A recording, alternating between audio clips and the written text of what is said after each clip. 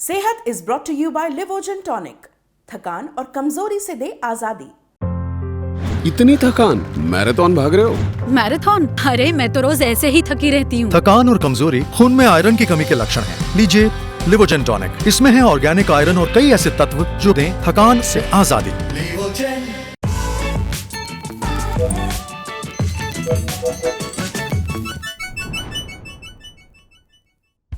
नमस्कार आदाब, मेरा नाम है सरबत। आप देख रहे हैं सेहत। पहला सेगमेंट है हालचाल। आज बात करेंगे कोविड-19 होने के बावजूद आपकी टेस्ट रिपोर्ट नेगेटिव क्यों आती है और ऐसे में क्या करें। दूसरा सेगमेंट है तन की बात। अगर बुखार नहीं आ रहा है तो क्या इसका मतलब है आपको कोविड नहीं है। और तीसरा सेगमेंट है खुराक। वैक्सीन लगवाने जा रहे हैं तो कैसी डाइट रखें। इस साल कोविड की दूसरी वेव ने तबाही मचा रखी है। इन्फेक्शन ज्यादा तेजी से फैल रहा है, ज्यादा खतरनाक तरीके से हमला कर रहा है। इस साल एक और चीज देखने को मिली। ये वायरस टेस्ट के दौरान पकड़ में नहीं आ रहा है। लोग कोविड टेस्ट करवा रहे हैं, RT-PCR करवा रहे हैं, पर टेस्ट नेगेटिव आ रहा है। हालांकि लक्षण लोगों को सारे आ रहे हैं, इसलिए जरूरी है कि आप नेगेटिव देखकर राहत की सांस ना लें। ये मत सोच बैठिएगा कि शायद मौसम की वजह से खांसी या जुकाम हो रहा है, एलर्जी की वजह से सांस नहीं आ रही है, सांस फूल रही है, क्योंकि बहुत ऐसे केसेस हैं जिसमें रिपोर्ट नेगेटिव है पर लक्षण सारे हैं। जो सीरियस हो रहे हैं वो अस्पताल का रुख कर रहे हैं, पर माइल्ड लक्षण वाले लोग भी ध्यान जरूर दें। तो सबसे पहले जानते हैं डॉक्टर से कि ऐसा क्यों हो रहा है। दूसरी बात, आपकी कोविड रिपोर्ट में एक चीज लिखी होती है जिसे कहते हैं CT वैल्यू।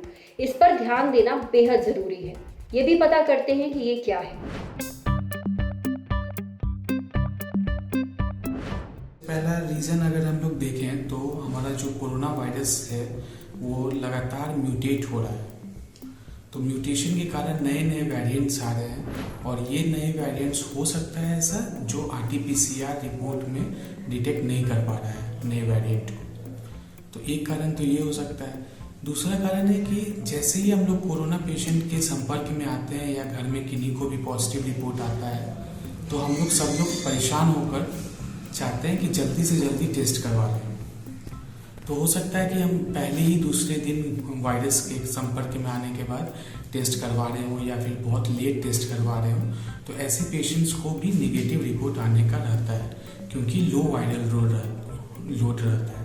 वायरस अगर बॉडी में कम है तो वो RT-PCR डिटेक्ट नहीं कर पाता है।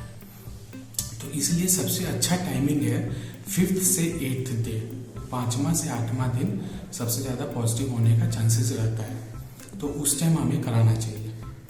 और तीसरा जो कारण है कि आजकल जो केसेस बहुत ज़्यादा बढ़ रहे हैं, सारे लैब के पे बहुत ज़्यादा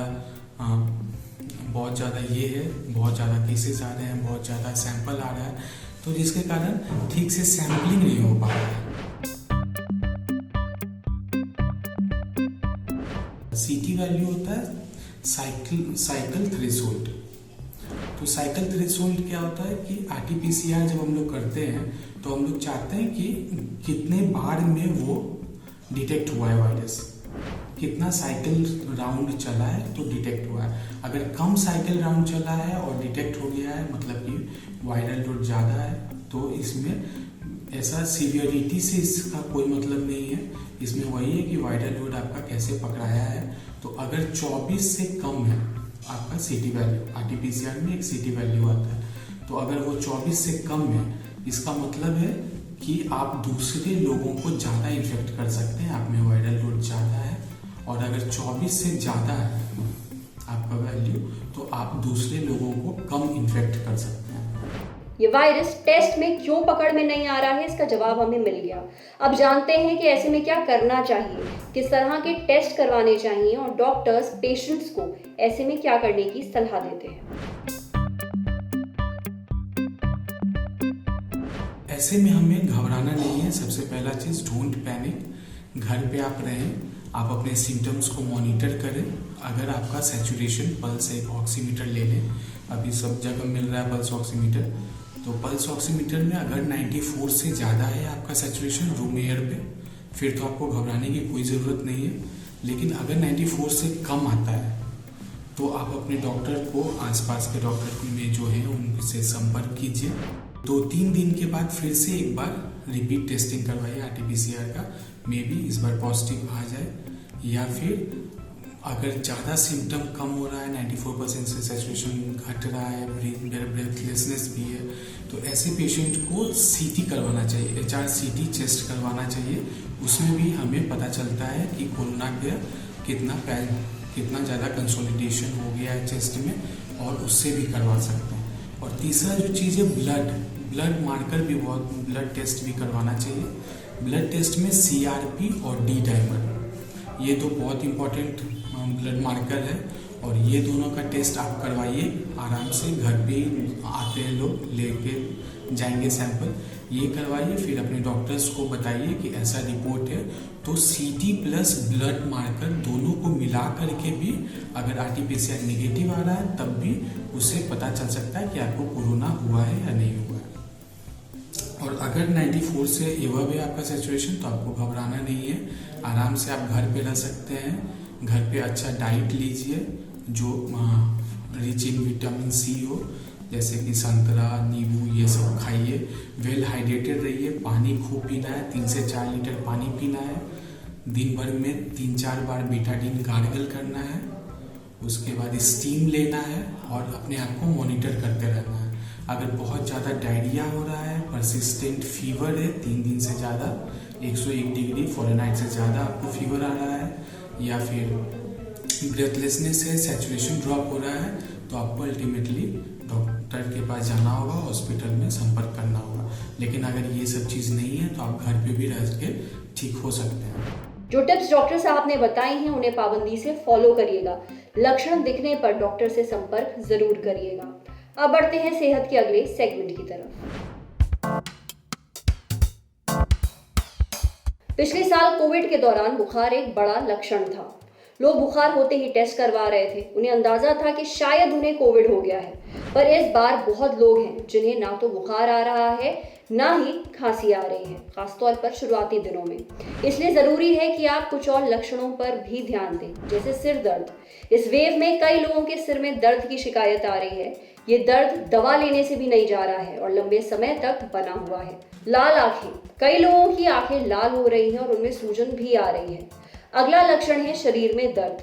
ये दर्द काफी ज्यादा है और खासतौर पर जोड़ों में है। डायरिया, कुछ भी खाने पर शौच जाना, ना पचना और पेट में दर्द होना। आखिरी लक्षण है थकान, आंखों के सामने अंधेरा छा जाना, चक्कर आना। अगर आपको इनमें से कुछ लक्षण महसूस हो रहे हैं तो अपने डॉक्टर से संपर्क जरूर करिए। देखिए, बुखार अक्सर एक साइन होता है कि आपका जो शरीर है वो किसी बाहरी इन्फेक्शन से, किसी वायरस से या फिर बैक्टीरिया से लड़ रहा है। काफी लोगों को कोविड के दौरान हाई फीवर होता है। सबसे पहले तो जरूरी है कि आप अपना तापमान चेक करते रहें। भले ही आपको ऐसा ना लगे कि आपको बुखार है, पर किसी भी दवाई का कोर्स बिना अपने डॉक्टर से पूछे ना करें, ना ही दवाई को एकदम से रोक दें। जितना कोर्स डॉक्टर ने आपको कहा है करने के लिए उतना जरूर करें। अब बारी है सेहत के अगले सेगमेंट की, खुराक। वैक्सीन लगवाने जा रहे हैं तो भरपेट खाना खाकर जाइए, खासतौर पर घर पर बना हुआ खाना। वैसे वैक्सीन लगने से पहले आपको अपने शरीर को थोड़ा तैयार कर लेना चाहिए, जैसे अपनी डाइट में हल्दी, अदरक, लहसुन, हरी सब्जियां और फ्रेश फल जरूर खाइए। आज सेहत पे इतना ही। अच्छा, अगर आप एक डॉक्टर हैं और हमसे कुछ शेयर करना चाहते हैं, कोविड से रिलेटेड कोई इन्फॉर्मेशन शेयर करना चाहते हैं, तो जो ईमेल आईडी इस वक्त आपको अपनी स्क्रीन पर दिख रहा है उस पर हमें एक मेल भेज दीजिए। इस वीडियो को फेसबुक पर देख रहे हैं तो हमारे फेसबुक पेज को लाइक करिए, यूट्यूब पर देख रहे हैं तो हमारे चैनल को सब्सक्राइब करिए, बेल आइकन पर जरूर क्लिक कर दीजिए ताकि जब भी हम कोई नया वीडियो अपलोड करें तो उसका नोटिफिकेशन आप तक सबसे पहले पहुंचे। शुक्रिया।